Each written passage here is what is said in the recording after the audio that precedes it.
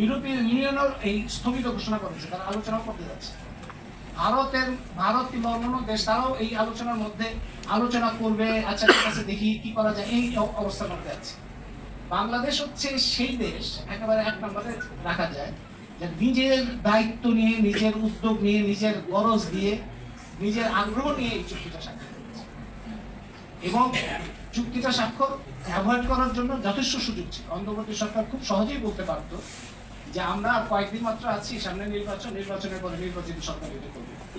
সেটা কিন্তু তারা করেনি। তারা নিজেদের গরজে তাদের কি কি এজেন্ডা ছিল, তাদের কি কি অব্লিগেশন, এটা এখন পর্যন্ত পরিষ্কার হয়নি। এটা পরিষ্কার করতে হবে কি কোন জায়গায় অব্লিগেশন ছিল, কেন বাধ্যবাধকতা তৈরি হয়েছে যে নির্বাচনের 3 দিন আগে ইউনূস সরকার এবং ইউনূস সরকারের সাথে যারা ছিল এবং এই চুক্তি স্বাক্ষরের সাথে যারা জড়িত ছিল।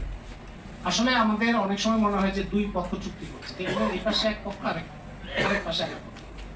আমাদের এই ইলিউশন থেকেও আমাদের বেরোনো দরকার। টেবিলের দুই পাশে থাকলে যে দুই পক্ষ হয় তা, টেবিলের দুই পাশে এক পক্ষ থাকে, এক পক্ষের লোকই টেবিলের দুই পাশে বসতে পারে।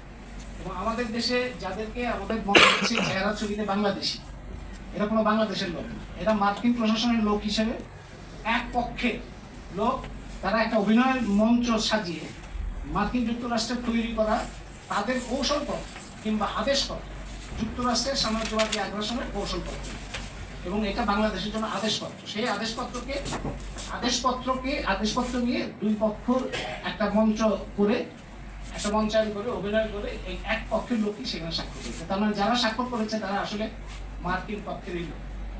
এবং আমাদের যে দুর্ভাবনার জায়গা বা উদ্বেগের জায়গাটা হচ্ছে যে একটা নির্বাচন হয়েছে, সেই নির্বাচনের মধ্যে একটা নির্বাচিত সরকার আসছে এবং সেই নির্বাচিত সরকার আগের যে অন্তর্বর্তী সরকারের এই যে ধরনের পাত্রগুলো তাদেরকেই ধারণ করে সেই ধারাবাহিকতায় অব্যাহত রেখেছে। এবং সেই অব্যাহত রাখার পেছনে কি কি রহস্য কিন্তু আমাদের বিশেষভাবে খেয়াল করা দরকার। আমরা তো সবকিছু আসলে সারা বাংলাদেশ শুধু না, সারা পৃথিবীরই গোয়েন্দা সংস্থার রিপোর্টগুলো বের হলেই হয়তো আসল সত্যটা জানে। এখন ধরেন অন্তর্বর্তী সরকার যখন চুক্তি স্বাক্ষর করেছে, সেই অন্তর্বর্তী সরকারের সাথে তো সবগুলো রাজনৈতিক দল কোনো না কোনো ভাবে আলোচনা করেছে, যুক্ত ছিল। ঐক্যমত্য কমিশনের দিনের পর দিন আলোচনা হয়েছে, চা বিস্কুট খাওয়া হয়েছে, ছবি তোলা হয়েছে, হাসাহাসি হয়েছে, সবই হয়েছে। এই দলগুলো এই চুক্তি যে স্বাক্ষর করছে তারা সেটা তো সবাই জানে। কয়েকটা বাম দল যারা ছিল তারা ছাড়া যে সমস্ত রাজনৈতিক দল এখন সংসদে আছে তারা তো তখনও প্রতিবাদ করে। তার মানে তাদের তো সম্মতি ছিলই, তাদের সাথে আলোচনা করুক বা না করুক, তাদের যে সম্মতি ছিল, নাহলে তারা কেন প্রতিবাদ করে? তারা